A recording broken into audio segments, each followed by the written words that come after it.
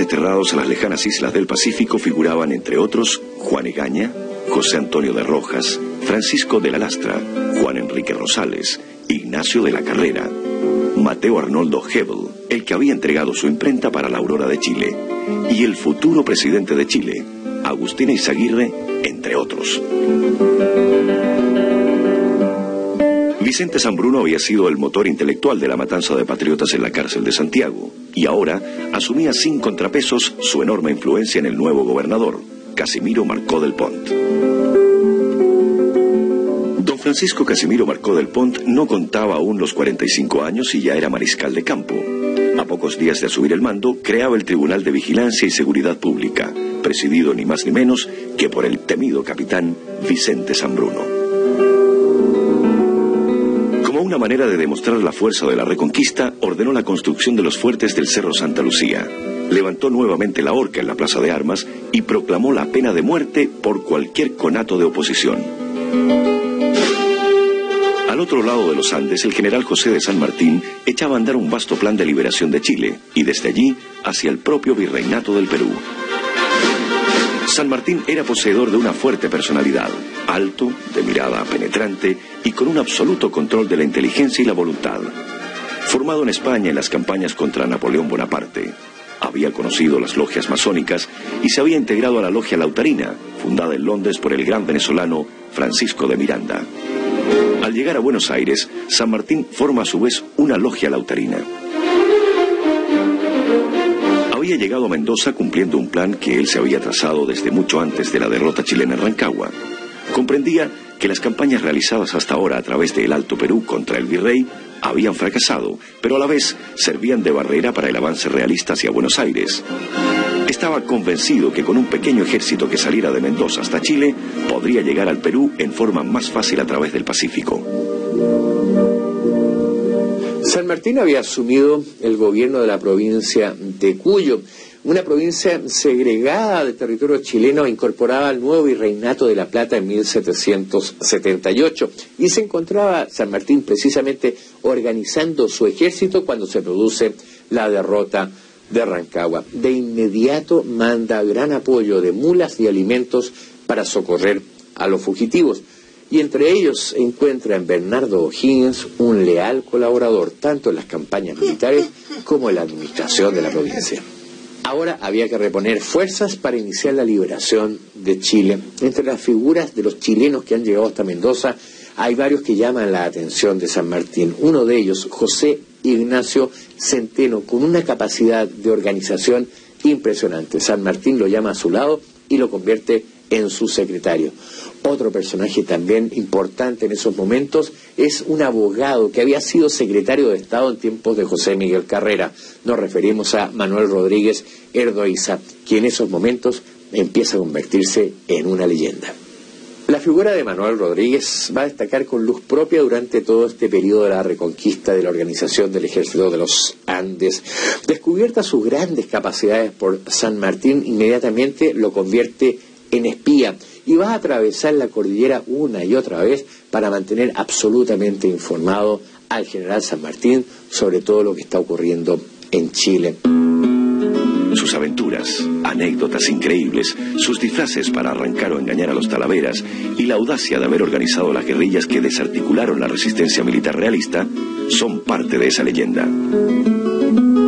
En uno de estos actos de extrema audacia, Manuel Rodríguez, que no conocía el rostro del gobernador Marcó del Pont, simplemente se disfrazó de mendigo, abrió la puerta del coche del gobernador y aceptó sonriente la moneda que éste le entregó. Pero Marcó del Pont estaba alarmado por otras informaciones. Tras poner precio a la cabeza del guerrillero, con una recompensa de 1.000 pesos, se enfrascó en las medidas de defensa del territorio chileno, extremadamente largo y vulnerable a una invasión por varios pasos cordilleranos. El pueblo de Melipilla era asaltado por Manuel Rodríguez y el de San Fernando por Juan Pablo Ramírez. Bandidos como José Miguel Neira se sumaban a la causa patriota con el grado de coronel de milicias. Los jóvenes de la sociedad armaban sus propias montoneras, siendo el primero en morir su jefe, Juan José Traslaviña. Y el ejército realista tenía que dividirse para enfrentar por un lado a los guerrilleros y por el otro el probable ataque de una invasión desde la cordillera. Al el 31 de diciembre de 1816, el ejército de los Andes, integrado por chilenos y argentinos, contaba ya con una fuerza de 4.045 soldados, incluyendo infantería, caballería y artillería, esta última integrada por cañones fundidos por el fraile Luis Beltrán en los Hornos de Mendoza.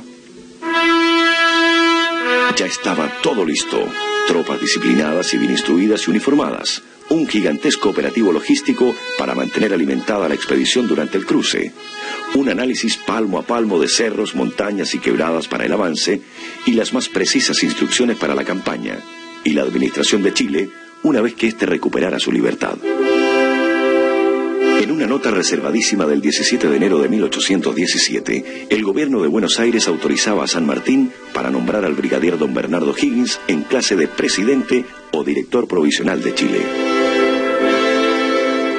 Con una precisión propia de los grandes estrategas de la historia, el general San Martín dio inicio al cruce de la gigantesca cordillera de los Andes. 2 años dedica San Martín, junto con O'Higgins y otros patriotas chilenos, a organizar el Ejército Libertador de los Andes. En 1816 contaban ya con 4.000 hombres. Este episodio tiene mucho de épico, de heroico. La verdad que se juntan hombres chilenos, argentinos, peruanos, en pos de un gran ideal, la libertad americana. Vamos a conocer los detalles de este cruce de los Andes. El 9 de enero salía en dirección a San Juan el teniente coronel Juan Manuel Cabot, que con una partida de emigrados chilenos debía cruzar hasta Coquimbo, mientras el mayor Celada, más al norte, se dirigía desde La Rioja hasta Copiapó.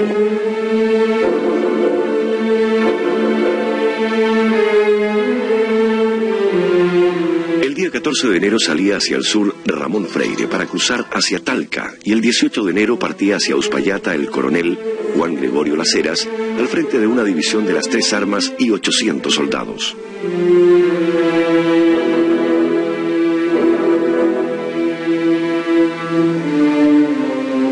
El 19 y 20 partía la primera división al mando del jefe del Estado Mayor, brigadier Estanislao Soler, y los días 21 y 22 salía la segunda división al mando de Bernardo Higgins.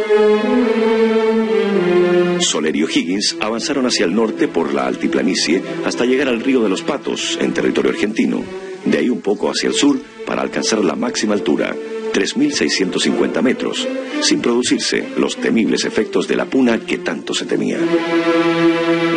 El 2 de febrero iniciaban el descenso, para caer el día 4 sobre las defensas realistas de Achupallas y los Andes, en el lado chileno.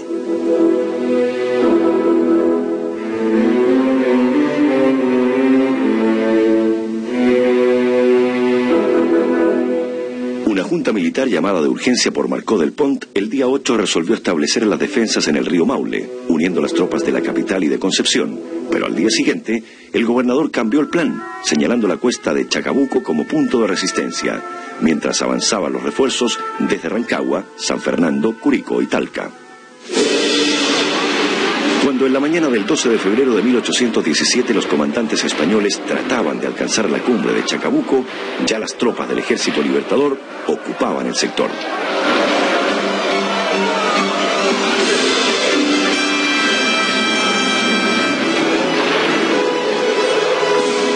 A las 11:45 de la mañana comenzó el avance de la división O'Higgins, en 2 columnas de ataque a la usanza napoleónica.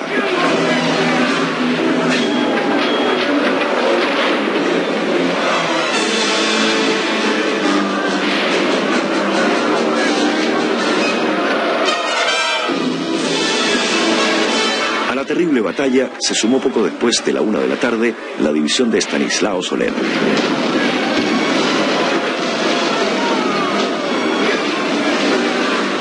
A las 2 de la tarde terminaba el encuentro. De los 1.400 realistas quedaban 500 muertos, 600 prisioneros y el resto huía por entre los cerros.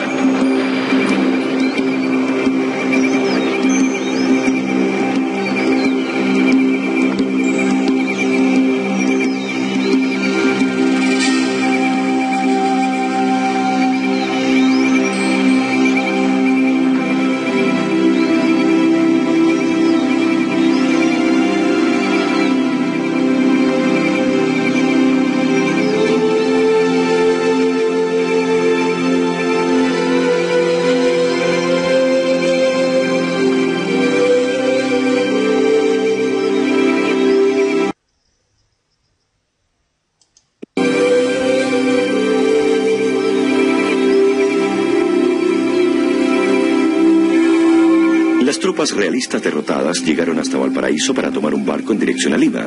Eran 600 hombres al mando de Rafael Maroto. Marcó del Pont intentó lo mismo, pero fue capturado y enviado al destierro en Argentina. Allí moriría en 1819. Y con respecto al temido y odiado capitán Vicente Sanbruno, fue tomado como prisionero en la batalla de Chacabuco, siendo juzgado y finalmente fusilado en el mes de abril en la Plaza de Armas de Santiago. Parecía que con esta victoria terminaba el poder español en Chile, pero solo se había logrado tal propósito en las provincias de Coquimbo y Santiago. La guerra continuaría encarnizadamente en la zona sur, desde Concepción hasta Chiloé, terminando solo en 1826, es decir, 9 años más tarde.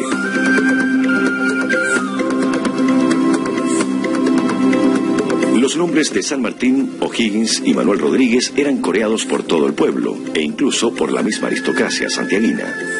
3 días después de la batalla, el 15 de febrero de 1817, la masa proclamaba gobernante de Chile al victorioso general José de San Martín. Pero este, preocupado más de liberar al Perú que de asumir un cargo de tanta responsabilidad política, declinó el ofrecimiento. Al día siguiente, 16 de febrero de 1817, Bernardo Higgins era proclamado como director supremo del Estado. La aristocracia entrega el poder a Bernardo O'Higgins a Riquelme, quien cuenta en esos instantes con 39 años. Asume de inmediato ese poder porque ya empieza a incubarse una anarquía en el territorio nacional y por otro lado porque hay que preocuparse del nuevo objetivo de la nueva campaña, la liberación del Perú. De hecho, O'Higgins va a asumir una verdadera dictadura, siendo en lo más profundo su ser un gran republicano, pero hay compromisos ineludibles. No olvidemos que San Martín había en Cádiz, España, integrado una logia secreta y a ella también se habían integrado muchos americanos cuyo objetivo era uno solo, la independencia de América. Ya en Buenos Aires, San Martín funda en 1812 la logia lautarina. Hace lo mismo en Mendoza en 1814, a la que se va a integrar Bernardo O'Higgins. No olvidemos que había conocido a Francisco Miranda en Inglaterra. Después de la batalla de Chacabuco, San Martín crea la logia lautarina también en Santiago. Sus integrantes le deben obediencia absoluta y no pueden tomar ninguna decisión sin antes consultar a la logia. Muchos de los grandes dramas que se van a vivir durante el gobierno de Bernardo O'Higgins tienen su origen en la logia lautarina. Su presión ilimitada sobre el director supremo solo va a disminuir cuando San Martín y las principales autoridades de la logia viajen hacia Lima. Pero la situación militar en Chile no se había resuelto después de la batalla de Chacabuco. La inexplicable inactividad de José de San Martín después de la victoria permite la reagrupación de las fuerzas realistas, las que al mando de José Ordóñez se retiran hacia el sur y se establecen en la zona de Concepción y Talcahuano. Allí encuentran el apoyo de la población, lo que permite una vez más levantar allí las banderas del rey de España.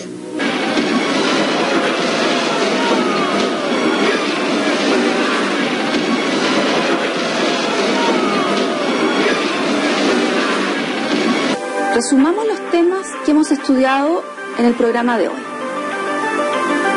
Luego de la derrota de Rancagua, el ejército patriota cruza la cordillera de los Andes hacia Mendoza. El general Mariano Osorio restableció en Chile todas las antiguas instituciones españolas. Más de 40 patriotas son de 15, es nombrado gobernador Casimiro Marcó del Pont. Manuel Rodríguez es enviado por José de San Martín para llevar a cabo una política de desgaste de las fuerzas realistas. En 1817 logra tomar el pueblo de Melipilla. En 1817 también cruza la cordillera de los Andes las 5 divisiones del Ejército Libertador de los Andes. La batalla de Chacabuco, del 12 de febrero de 1817, dio el triunfo a los patriotas y marca el fin de la reconquista española.